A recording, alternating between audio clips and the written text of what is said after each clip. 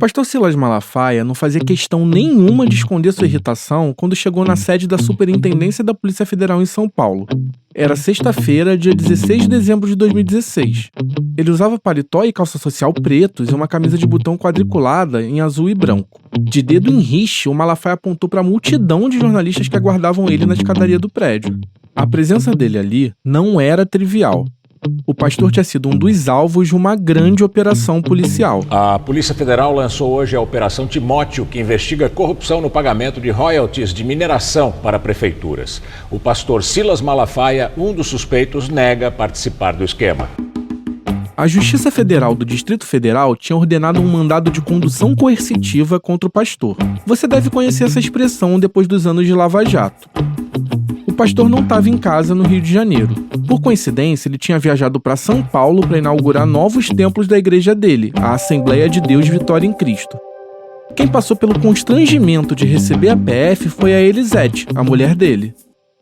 Ainda era de manhã quando os policiais bateram na porta da mansão da família Malafaia. O imóvel fica em um condomínio de luxo no Recreio dos Bandeirantes, zona oeste do Rio. Toque, toque, toque. É a Polícia Federal. A chegada da polícia assustou toda a família do pastor, que ficou transtornado com a exposição. Deixa ele entrar, deixa ele entrar! Ele decidiu convocar a imprensa para a porta da PF, onde foi se apresentar. E bem ao estilo Malafaia, tratou logo de partir para a briga com os investigadores.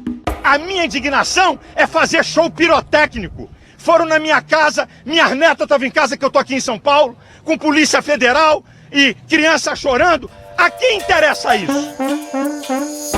Na entrevista que deu para a imprensa naquele dia, o Malafaia não escondeu a revolta com a medida da PF. Eu tô indignado, rapaz! Eu tô indignado! Eu não sou bandido! Prova que tem telefonema meu pra esses vagabundos! Vagabundo!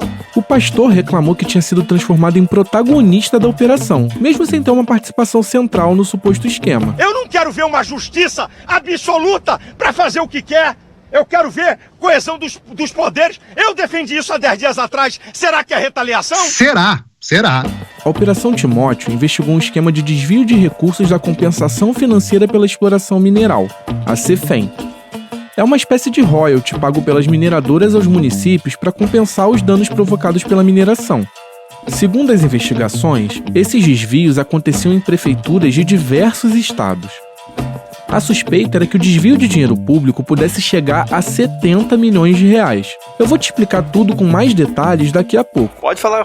E o Malafaia foi parar no meio dessa história por conta de mais uma doação de origem, digamos, problemática.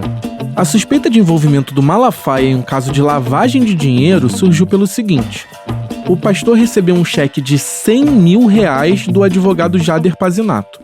Esse advogado foi apontado pela PF como um dos pivôs do esquema. O Malafaia jura de pés juntos que o dinheiro era apenas uma oferta feita pelo advogado, que é evangélico. Já para a PF, isso era crime. Crime? Quem tinha razão, afinal? Olha, vocês é que sabem. Eu sou o Igor Melo, repórter investigativo do ICL Notícias, e nesse episódio eu vou te mostrar o que a PF descobriu e o que ela ignorou sobre o Malafaia nessa investigação. Também vou revelar detalhes inéditos do depoimento do pastor para a polícia. E ainda vou te contar como um figurão do meio jurídico ajudou o Silas Malafaia a botar uma pedra em cima dessa história. Esse é o podcast investigativo No Alvo, um original do ICL. E a nossa primeira temporada é Império Malafaia.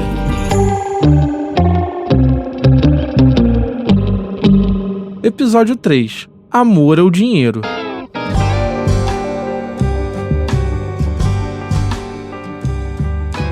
Antes de explicar como Malafaia vai parar nessa história, deixa eu te contar como isso tudo começa. Os crimes investigados pela Operação Timóteo são bem complexos, então eu vou tentar resumir. Segundo a PF, o esquema era comandado por um diretor do Departamento Nacional de Produção Mineral. O órgão é ligado ao Ministério de Minas e Energia. Ele usava o cargo para ter acesso a informações privilegiadas sobre prefeituras que tinham dinheiro da CEFEM a receber de mineradoras. A quadrilha, então, apelava para o famoso tomar lá da cá. Quem quer rir, tem que fazer rir. Os prefeitos eram abordados com a seguinte proposta: a liberação dessas verbas milionárias seria facilitada se eles contratassem empresas ligadas ao diretor. Olha isso! Uma dessas empresas contratadas no esquema era um escritório de advocacia de Santa Catarina. O dono era o advogado Jader Pazinato. Agora eu entendi! É por causa dele que o nome do Malafaia vai parar nessa história. Em 2013, o Pazinato, que é evangélico, deu um cheque de R$100 mil para o Malafaia. O pastor diz que era uma oferta pessoal, ou seja, feita por um fiel em benefício direto dele e não da igreja. Pode isso, Arnaldo! Na versão do Malafaia e do Pazinato, o cheque foi dado porque o Malafaia teria orado pelo advogado, que estava tentando vencer uma causa milionária. Bastante complicado. Quando ganhou, ele retribuiu a bênção. Ficou fácil demais. Mas espera aí, que agora a gente precisa voltar pro dia da operação, lá em dezembro de 2016. Após dar o piti com os jornalistas na frente da PF, o Malafaia entrou para prestar depoimento. Como eu já adiantei no primeiro episódio, o pastor tinha o direito de ficar em silêncio, mas ele preferiu falar e respondeu tudo que o delegado perguntou. Nesse depoimento, ele deu essa versão de que o dinheiro não passava de uma oferta. Também contou que a sua renda mensal girava em torno de R$100 mil. Dinheiro! E ainda falou que o carro que ele utilizava estava em nome da igreja. As explicações não convenceram os investigadores. Ninguém. O Silas Malafaia saiu da PF indiciado por lavagem de dinheiro. O pastor até hoje contesta a responsabilização dele na Operação Timóteo. Ele voltou a falar do caso recentemente, em julho de 2024. Foi durante participação no podcast Inteligência Limitada. Não tem um envolvimento meu com nada disso. Se você pegar o processo, está escrito assim: Silas Malafaia se locupletou de R$100 mil, indiciado. É uma frase. De fato, a justificativa para o indiciamento do Malafaia não passa muito de uma frase. Eu tive acesso a todo o processo relacionado à Operação Timóteo no Superior Tribunal de Justiça. São mais de 16 mil páginas no total. É muita coisa. E eu vou revelar os detalhes do processo com exclusividade ao longo desse episódio. Esse calhamaço é a anatomia de uma investigação cheia de problemas. Bem aos moldes da Operação Lava Jato, na qual ela própria foi inspirada. Tenho uma péssima memória. Só o relatório que embasou a deflagração da Operação Timóteo tem mais de 200 páginas. E só faz 2 menções ao nome do Malafaia. A primeira, na qual os investigadores deveriam detalhar as suspeitas contra o pastor, tem um parágrafo. Eu vou pedir para minha colega Gabriela Varela, âncora aqui do ICL, ler esse trecho do documento para você. De igual modo, identificamos ainda, no mesmo período, a compensação de um cheque, no valor de R$100 mil, em favor de Silas Lima Malafaia, conhecido pastor pentecostal, líder da Igreja Assembleia de Deus Vitória em Cristo. A Gabi vai ler agora a segunda menção ao Malafaia no relatório. Silas Lima Malafaia também se locupletou com valores de origem ilícita, recebendo R$100 mil, repassados pelo escritório Jader Alberto Pazinato, advogados associados. Talvez você esteja até propenso a concordar com Silas Malafaia. De fato, receber um único cheque de uma pessoa investigada por corrupção não faz ninguém automaticamente integrar uma quadrilha. É um argumento frágil, sem dúvida. É verdade. Para fazer a própria defesa pública, o Malafaia ainda recuperou um episódio curioso. Ele mesmo tinha falado do cheque logo após receber. Foi em julho de 2013, mais de 3 anos antes do pastor entrar na mira da Operação Timóteo.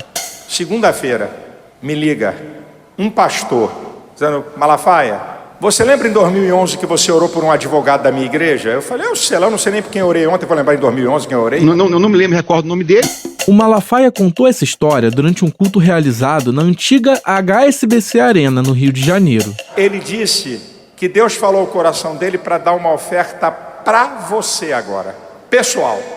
Eu falei: venha. É de Santa Catarina. A casa de shows tem capacidade para mais de 18 mil pessoas e estava lotada naquele dia. Eu quero dar uma semente para você. Terça-feira, me entregou um cheque pessoal de R$100 mil. Quem é que não gosta de dinheiro? O advogado citado pela Malafaia é o Jader Pazinato. E o pastor se chama Michael Abud, presidente da Igreja Embaixada do Reino de Deus, de Balneário Camboriú, também de Santa Catarina. Eu vou te contar quem ele é daqui a pouco. Em uma análise superficial, até é possível simpatizar com a tese de perseguição propagada pelo Malafaia. Mas o pastor Michael Abud e a sua igreja adicionam uma camada essencial para entender essa história. Pazinato era membro da igreja do Abud, que por sua vez é um aliado muito próximo do Malafaia no mundo evangélico. O Abud era um convidado frequente de eventos organizados pela Associação Vitória em Cristo, o braço beneficente da igreja do Malafaia. Em compensação, volta e meia o Malafaia era chamado para pregar como conferencista na igreja do amigo em Santa Catarina. Eu preciso lembrar que esse mercado de conferências movimenta um bom dinheiro no mundo gospel. Vai ser a sua semente. A igreja do Michael Abud também recebeu dinheiro do Pazinato, e foi uma fortuna. No total, a grana chegou a mais de R$1.700.000. Cheio de dinheiro. No mesmo período em que esse dinheiro entrava nos cofres da igreja embaixada, um ex-sócio do Pazinato, que também foi implicado pela Polícia Federal no esquema, ocupava postos de direção na igreja do Abud. Para a PF estava muito claro. A igreja embaixada tinha sido usada para lavar dinheiro da quadrilha. A sede da igreja embaixada foi alvo da Operação Timóteo no mesmo dia em que o Malafaia sofreu a condução coercitiva. Policiais foram fazer buscas na sede em Balneário Camboriú e apreenderam uma série de documentos. Pressionados pelas investigações, o Malafaia e o Abud coordenaram uma resposta conjunta. Guarda essa informação porque ela vai ser importante daqui a pouco. Entendeu? Esse é o pronunciamento que o Michael Abud fez no dia da operação. Queridos, eu sou o pastor Michael Abud. Pastor Silas me citou aí várias vezes hoje durante o dia. E eu tô aqui para dar um esclarecimento. Aqui, ele repete a mesma justificativa do Malafaia. Não sabia de onde vinha o dinheiro que o Pazinato generosamente injetava na igreja embaixada. Agora, eu e pastor Silas não temos como saber a procedência. Não temos como saber de onde veio isso. O que está acontecendo hoje, o que a Federal fez na Igreja Embaixada, o que a Polícia Federal fez com uma condução coercitiva com o pastor Silas é injustiça. Isso não se faz. Isso é desonestidade. Esse tom adotado pelo pastor Michael Abud te lembrou alguém? Que injustiça, gente! E é claro que ao seguir o manual do Silas Malafaia, o pastor catarinense ia usar uma espécie de super trunfo. A perseguição religiosa. Mas o que está sendo feito hoje não é contra pastor Silas ou contra a igreja embaixada, não. É contra a igreja do Senhor Jesus. Ele meteu essa. O Malafaia apanhou de muita gente quando o escândalo estourou. Duas coisas deixaram o pastor especialmente irritado: a comparação com Lula e o nome escolhido para a operação. Timóteo é uma referência às duas epístolas escritas pelo apóstolo Paulo ao seu discípulo Timóteo, que fazem parte do Novo Testamento. Em nota divulgada para a imprensa no dia de uma das fases da operação, a PF repetiu direitinho o modus operandi da Lava Jato. Fez questão de informar que a operação era uma referência ao capítulo 6, versículo 9 da primeira epístola. Esse trecho da Bíblia diz assim: os que querem ficar ricos caem em tentação, em armadilhas e em muitos desejos descontrolados e nocivos, que levam os homens a mergulharem na ruína e na destruição. Gente, tá na cara. Os versículos seguintes ainda dizem que o amor ao dinheiro é a origem de todos os males e que essa cobiça faz muitos se desviarem do caminho da fé. Não há nada mais explícito. E por fim, aconselha: e tu, homem de Deus, foge destas coisas. Em nome de Jesus. Eu não entendo muito de teologia e nem sou adivinho, mas se isso não é uma referência direta ao envolvimento do Malafaia e da igreja embaixada, eu devo ser uma airfryer. Como assim? A comparação com o Lula também tirou o Malafaia do sério. Afinal de contas, tinha anos que o petista, outrora aliado, era o principal alvo dos ataques do pastor. Comunista Lula. O Malafaia era um apoiador fanático da Operação Lava Jato, até mesmo das atitudes que eram caracterizadas como abusos judiciais. E o tempo é sábio. Quando Lula foi alvo de um mandado de condução coercitiva, foi isso aqui que o Malafaia postou no X, na época ainda o Twitter. O juiz Sérgio Moro é macho, é isso aí. Todo mundo sabe que o Lula é chefe da quadrilha. Parabéns. Ele é um ser humano. Ele fez essa postagem no dia 4 de março de 2016. O Lula foi alvo de um mandado de condução coercitiva assinado pelo então juiz Sérgio Moro. Eu combati a corrupção. A diligência fez parte da 24ª fase da Lava Jato. Policiais federais levaram o ex-presidente Luiz Inácio Lula da Silva para depor a investigadores da Operação Lava Jato hoje de manhã numa sala do aeroporto de Congonhas, em São Paulo. Ele foi o alvo central da 24ª fase da operação. Assim como o Lula, o Malafaia nunca tinha se recusado a depor. Os críticos do pastor apontaram que ele estava sendo alvo do mesmo tipo de abuso que tinha avalizado no caso do Lula. A banalização desse instrumento pela Lava Jato foi tamanha que o STF acabou decidindo em 2018 que conduções coercitivas para que alvos apenas prestassem depoimento eram inconstitucionais. Mas antes disso, o Malafaia teve que aguentar as comparações com o que o Lula também passou e respondeu assim a elas. Escuta aqui. Isso é uma afronta! E outra, os esquerdopatas quererem comparar o meu caso com Lula? Ah, porque Lula foi conduzido coercitivamente? Um monte de delação contra ele? Um monte de gente que abriu a boca? Quer me comparar? Isso é uma vergonha! A minha mãe costuma falar que a língua é o chicote da alma. Sendo honesto, a versão que eu cresci ouvindo é um pouco menos educada. E no caso do Malafaia, a alma dele podia arder por várias razões. Para começo de conversa, a PF ignorou o fato de ele ter informado uma renda de R$100 mil por mês. Por quê? Mesmo com uma acusação de lavagem de dinheiro, os investigadores deixaram de fazer o básico. Não seguiram o dinheiro. Não dá. E depois, porque ele ainda ia se enrolar com uma outra história. Por ironia do destino, justo uma delação.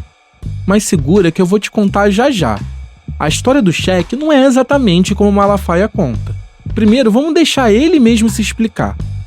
A minha colega Juliana Dalpiva, colunista aqui do ICL, questionou o Malafaia sobre essa história da Operação Timóteo. Foi uma entrevista lá em novembro de 2024. Você já ouviu vários trechos dela ao longo desse podcast. E tem uma outra situação que é da Operação Timóteo. O que tem? Sim, claro. Para ser indiciado. Sim, o que tem isso? Porque recebi uma oferta que eu comprovei que recebi a oferta, depositei na minha conta o cheque, prestei declaração de imposto de renda. E o cara declarou, porque o cara foi preso. Eu disse, não, isso foi uma oferta que eu dei para ele. O que eu tenho a ver com a operação? Olha o jogo. 120 pessoas mais ou menos, 70 milhões de reais em questões de minério. Pergunta, se você pegar o processo, cada cara lá tem o mais bobinho, deve ter umas 50 páginas. Meu caso, uma linha. Silas Malafaia se locopletou de R$100 mil, quer dizer, vantagem, indiciado, não tem prova, não tem telefone, não tem nada, pura safadeza, puríssima safadeza. Aí o que eu fiz? Eu abri a boca, eu convoquei a imprensa, eu não mandei jornal, o Jornal Nacional me deu 2 minutos para falar, eu não pedi advogado para falar por mim não, porque eu não tenho medo disso, eu falei, olha aqui, ó. Eu recebi uma oferta de 100 mil, eu tenho o cheque depositado na minha conta, paguei o imposto de renda, tenho a prova do imposto de renda, o advogado declara que me deu a oferta, eu não tenho nada a ver, é um advogado evangélico que veio pedir oração a mim em 2013, com o pastor dele, tem tudo provado. Aí eu orei pelo cara, ora porque eu tenho vários negócios, para Deus me abençoar, eu orei e foi embora. Isso, eu acho que tudo isso é perseguição. Não é tudo isso, não tem tudo isso. Assim, tem duas coisas, não tem tudo isso. Tem uma coisa e tem outra coisa, certo? Uma é pessoal, que eu digo, quando você não deve, você não se esconde, você abre a boca e traz as provas, como eu trouxe e tenho elas até hoje. Certo? Eu tenho o cheque que eu recebi, o depósito na minha conta, o imposto de renda, declarando o valor. Que corrupção é essa que o cara me dá em cheque e eu deposito na minha conta? Será que eu sou tão imbecil e tolinho? Tão idiota para depositar corrupção na minha conta? E outra, o que eu tenho a ver com advogado e gente da área de mineração que fizeram antecipação? Isso é um rolo, isso eu trouxe um rolo. O que eu tenho a ver com isso? Eu não tenho a ver nada com isso, minha filha. Eu provo, o pastor tá vivo, que é meu amigo, que trouxe o cara para falar comigo, para me orar. Tá? Depois o cara, eu numa reunião no HSBC, hoje não é HSBC Arena, aqui no Rio, diante de 20 mil evangélicos da minha igreja, eu falei da oferta que recebi, tem vídeo, tem tudo, então eu fico rindo. A estratégia de defesa do Malafaia, tanto na justiça quanto na mídia, foi uma só: bater na tecla de que não mantinha relações com nenhum dos investigados na operação. E repetir que tinha recebido apenas uma oferta, você acabou de ouvir. O Malafaia usou até o programa de TV dele para passar essa versão para os fiéis. Foi no dia 17 de dezembro de 2016, um dia depois da condução coercitiva.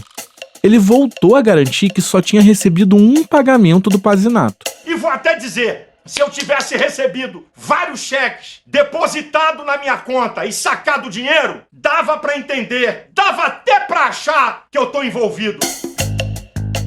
Ou seja, A argumentação do Malafaia foi que ele recebeu apenas um cheque de um advogado bem-sucedido com o qual não tinha contato. Segundo ele, os dois se viram apenas 2 vezes. Uma em 2011, quando o pastor orou pelo Pazinato, e outra em 2013, quando ele recebeu a oferta. Só tem um problema nessa versão. Esse não foi o único pagamento destinado ao Malafaia pelo Pazinato. Analisando o processo, eu encontrei uma informação bastante importante, que acabou sendo ignorada pela Polícia Federal. Em agosto de 2016, antes mesmo da Operação Timóteo ser deflagrada, a Polícia Federal elaborou um laudo. Era a análise técnica de algumas quebras de sigilo feitas com autorização da Justiça. Os peritos da PF decidiram organizar as informações da seguinte forma. Eles analisaram quem repassava o dinheiro para os principais investigados na operação, e depois viram para quem esses suspeitos mandavam o dinheiro. O resultado são planilhas que listam de onde veio e para onde foi o dinheiro dos investigados em cada ano. Na análise sobre o escritório do Jader Pazinato, os agentes da operação comeram mosca e deixaram passar uma informação crucial.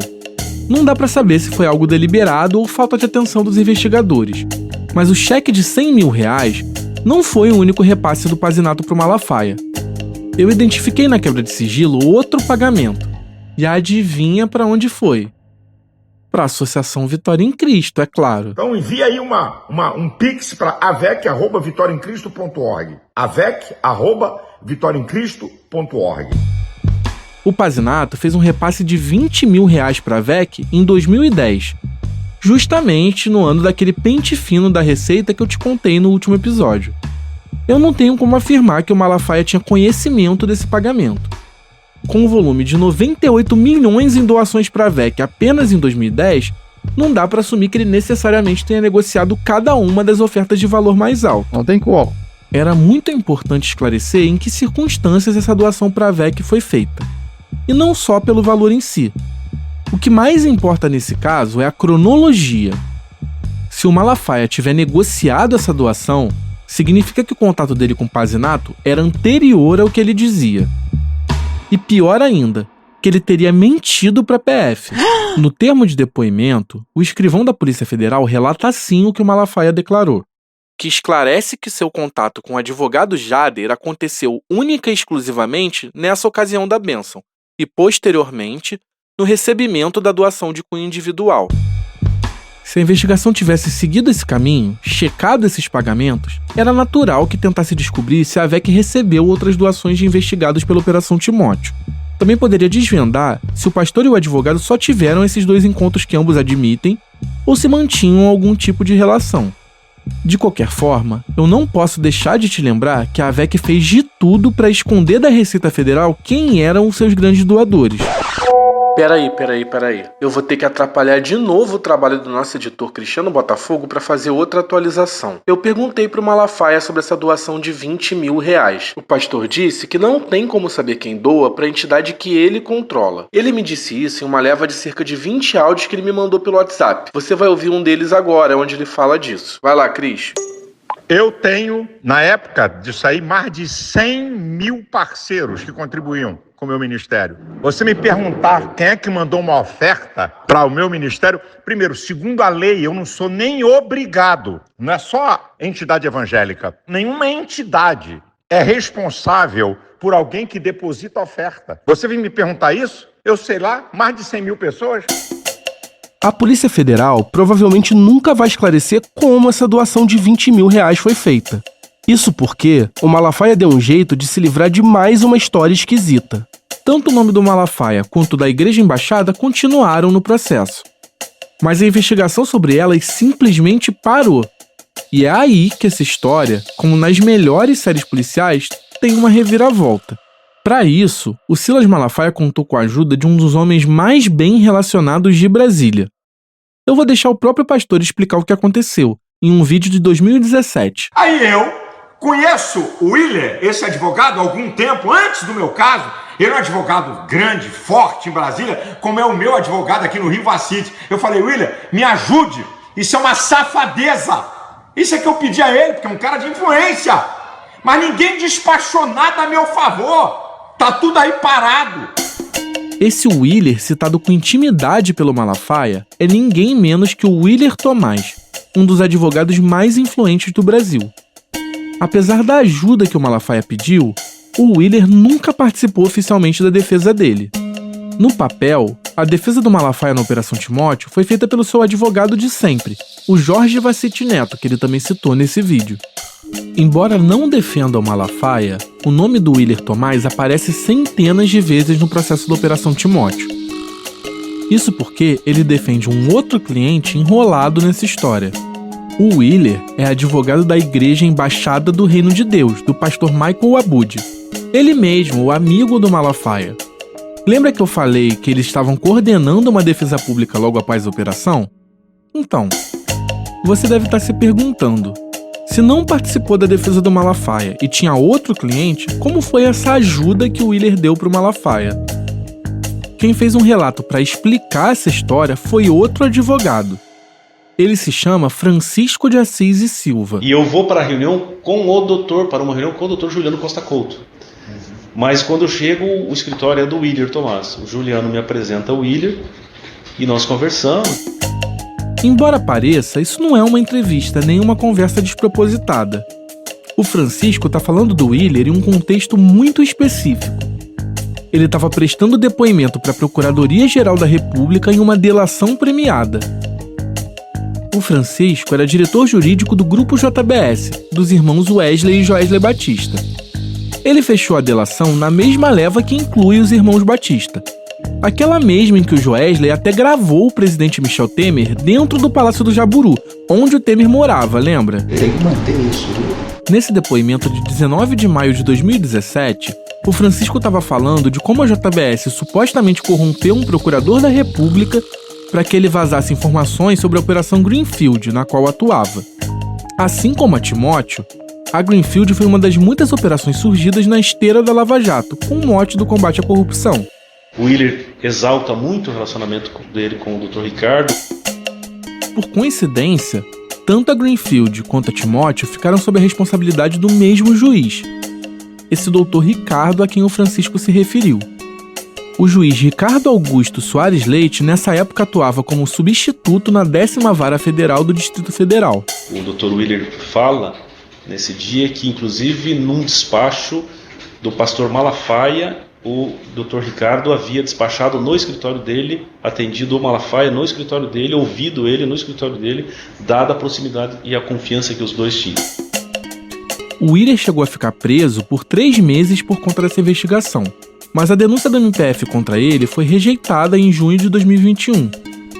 Esse relato do Francisco de Assis e Silva sobre a tal ajuda do Willer para o Malafaia nunca teve maiores desdobramentos. Os investigadores da Greenfield estavam mais preocupados com outras questões e deixaram tudo por isso mesmo. Ainda assim, o envolvimento do Malafaia nas delações da JBS ganhou destaque na imprensa. Olha aí o Malafaia pagando a língua. Ser citado na delação deixou o pastor fora de si. E aí ele fez o que faz de melhor, foi esbravejar nas redes sociais. Olha a safadeza de me tentar envolver num caso que eu não tenho nada, absolutamente nada com isso. E as matérias com letras garrafais dão uma indução à mentira. Malafaia é citado em delação da JBS. Gente! O Malafaia não deixa de ter alguma razão. Em tempos de Lava Jato, escrever que alguém tinha sido citado em uma delação era quase um carimbo de culpa. Por outro lado, foi só por causa disso que o pastor confessou os termos da ajudinha que recebeu do Willer Tomás, no trecho que você ouviu agora há pouco. O Willer não é considerado um dos homens mais influentes do Brasil à toa. Uma prova do cacife que ele mantém são as listas de convidados de suas festas, muito famosas na capital federal. Quando estavam no comando da Câmara e do Senado, o Arthur Lira e o Rodrigo Pacheco eram figurinhas carimbadas nas festas do Willer Tomás. Só para citar 2 exemplos. Numa dessas festanças, teve até show do cantor sertanejo Bruno, da dupla Bruno e Marrone.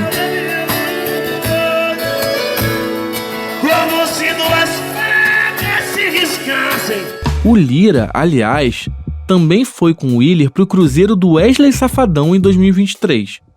Os dois estavam acompanhados do senador Weverton Rocha, maranhense como advogado. O trio foi flagrado com as respectivas esposas acompanhando o show do cantor no navio. A vontade de viajar com o amigo Willer era tanta que o Lira mudou a pauta da Câmara e apressou votações no meio da discussão da reforma tributária, só para conseguir chegar no cruzeiro a tempo. A situação foi tão sui generis que até a extrema-direita, que sempre jogou junto com o presidente da Câmara, criticou o Arthur Lira. Foi o caso do senador Magno Malta, do PL, que, aliás, é pastor e amigo do Silas Malafaia. Enquanto o povo sofre no Brasil, tá Lira lá no Que isso? Cruzeiro de Wesley Safadão. Ufa! É safadeza demais. Chega a ser safadão. Como ninguém puxou o fio desse novelo, não dá pra saber até que ponto o relato do Francisco sobre a atuação do Willer a favor do Malafaia é verdadeiro. Inclusive, a PGR chegou a pedir pro STF cancelar os benefícios que o Francisco teve com a delação depois de descobrir que ele tinha omitido fatos criminosos ligados a outro procurador da República, esse integrante da Força-Tarefa da Lava Jato na própria PGR. Nos últimos anos, o Willer Tomás também construiu uma relação muito próxima com Flávio Bolsonaro, de quem virou um amigo. Essa relação, aliás, tem detalhes de bastidor bastante interessantes. Eu vou chamar a Juliana para falar um pouco sobre essa amizade. Igor, de um jeito ou de outro, a história do Malafaia e da família Bolsonaro sempre anda um pouco junto, né? Mas deixa eu te contar como que o advogado Willer Tomás aparece nisso tudo. Lembra que o Bolsonaro tem uma casa em Mambucaba, em Angra dos Reis? Vamos entrar? Vamos lá. E teus amigos, toma conta não, todo dia tá comendo pro cachorro. Pô, você tá enchendo o saco, porra. Você tá preocupado por causa do ovo, hein? O cabelo em ovo, poxa. Como eu tava solteiro naquela época, esse dinheiro do auxílio moradia eu usava pra comer gente.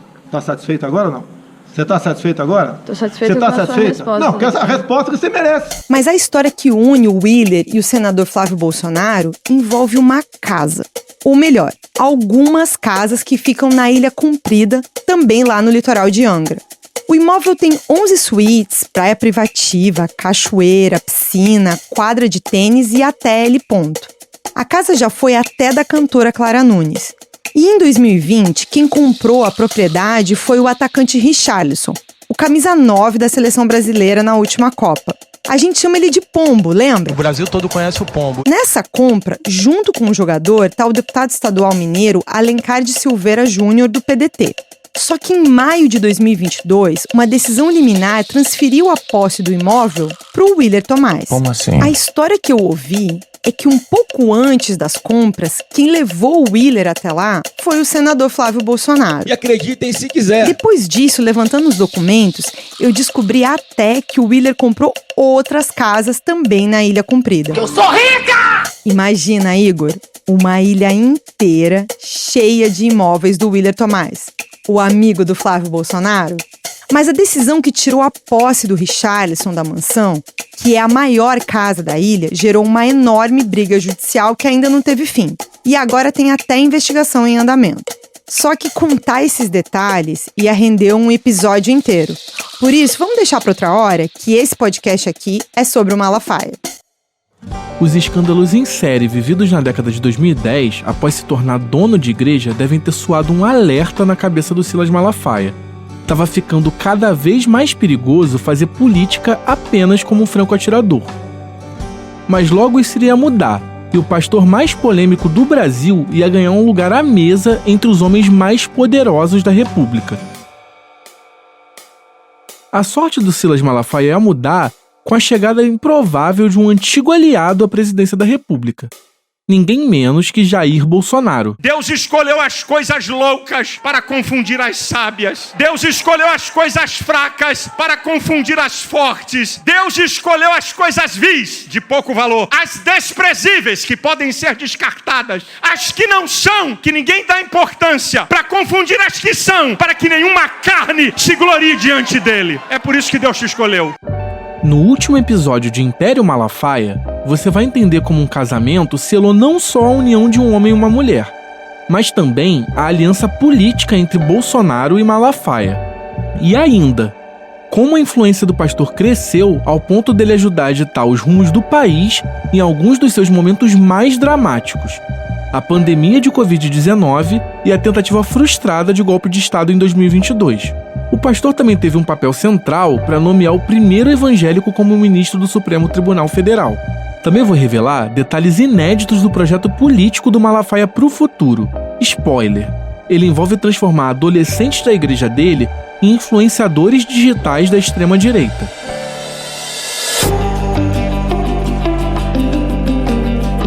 Esse episódio usou áudios do Jornal da Gazeta, da TV Gazeta, do perfil de Joyce Hasselman no Instagram, do filme Tropa de Elite, do podcast Inteligência Limitada, do programa Vitória em Cristo, do canal de Silas Malafaia no YouTube, do Jornal Nacional da TV Globo, do perfil da AVEC no Instagram, do site Poder 360, do portal Metrópolis e do jornal O Globo. O podcast No Alvo, temporada Império Malafaia, é uma produção original do ICL.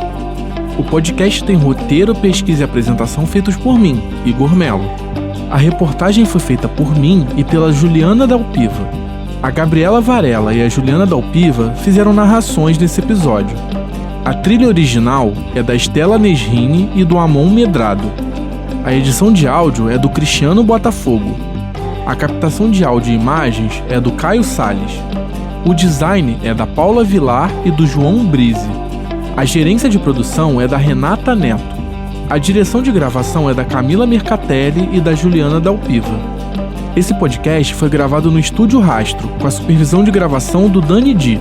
A coordenação do podcast é da Juliana Dalpiva. Agradecimentos a Maurício Arruda e Giacomo Degani. Até a semana que vem. Gente, eu tenho que fazer uma parte aqui para dar os créditos das vírgulas sonoras que o nosso editor Cristiano Botafogo usou ao longo desse episódio. Nós usamos créditos da TV Câmara, do programa Big Brother Brasil da TV Globo, do canal de Silas Malafaia no YouTube, da Rádio Jovem Pan, do programa SBT News do SBT, do canal Conserva Talk no YouTube, aqui do Série Notícias, da animação Futurama da Fox, da TV Globo, da CNN Brasil, do perfil de Cecília Oliveira no Instagram, da animação Bob Esponja da Nickelodeon, do canal Meteoro Brasil no YouTube, do canal Jovem Pan News, do programa Conversa com Bial da TV Globo, do canal de Drauzio Varela no YouTube, da Polícia Federal, do programa Silvio Santos do SBT, da música Descer pra BC de Breno e Matheus, de Caetano Veloso, do canal da Folha de São Paulo no YouTube, do site Poder 360, do canal do Casimiro no YouTube, da Globo News, da TV Justiça, do site da Intercept Brasil, do Padre Fábio de Mello, do Flow Podcast, do canal do Rodrigo Constantino no YouTube, do podcast Ilustríssima Conversa da Folha de São Paulo, do site da Ponte Jornalismo, do programa SPTV da Rede Globo, da Casé TV, do Jornal Nacional da TV Globo e da novela Beleza Pura da TV Globo.